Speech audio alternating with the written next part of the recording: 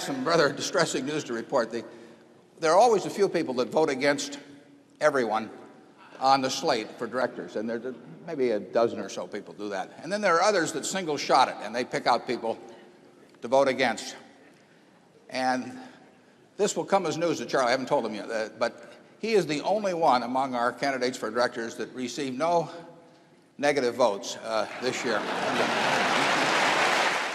I tell you, when you lose out the title of Miss Congeniality to Charlie, you know you're in trouble.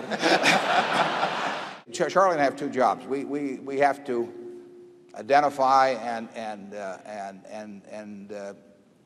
keep good managers interested after we figured out who they are. So the important thing we do with managers generally is to find the 400 hitters and then not tell them how to swing. Second thing we do is allocate capital. And aside from that, we play bridge. It's pretty much what happens at Berkshire.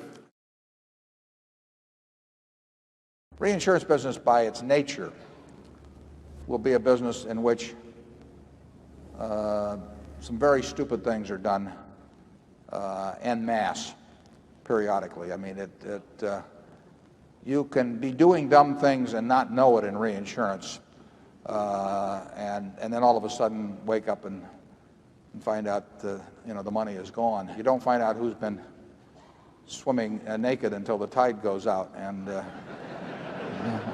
essentially that's what happens in reinsurance. You really don't find out who's been swimming naked till the wind blows.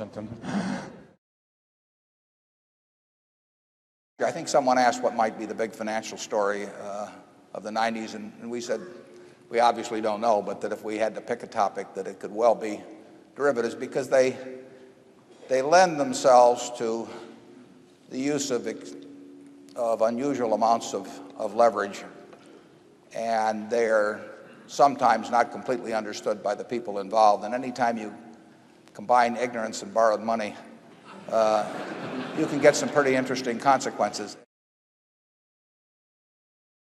I do not understand why any buyer of a business looks at a bunch of projections put together by a seller or his agent. If we don't have some idea ourselves of what we think the future is, to sit there and listen to some other guy who's trying to sell us the business or get a commission on it tell us what the future is going to be, like I say, it's very naive. Yeah, and 5 years out. Yeah. We had a line in the report one time, don't ask the barber whether you need a haircut. And it's quite applicable to projections by sellers of businesses. Is there any point at which your stock would rise to the point where you might split the stock? I think the idea of carving ownerships in an enterprise into little tiny $20 pieces is almost insane. Frankly, we can't imagine a better constituency than is in this room. I mean, we don't think we can improve on this group, and we followed certain policies that we think attracted certain types of shareholders and actually pushed away others, and that is part of our eugenics program here at Berkshire.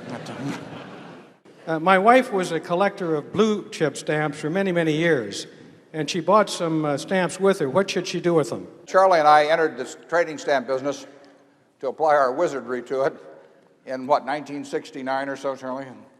Yes. We were doing what then, about 110 million? No, it went up to 120. Okay, and then we arrived on the scene, and we're going to do what, about 400,000 this year? Yes. Yeah. That shows you what can be done when your management gets active. We have presided over a decline of 99.5%. Yeah.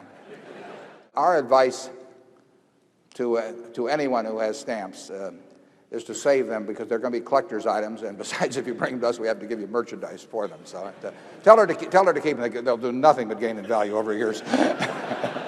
What is your next goal in life now that you're the richest man in the country? That's easy. It's to be the oldest man in the country. Oh.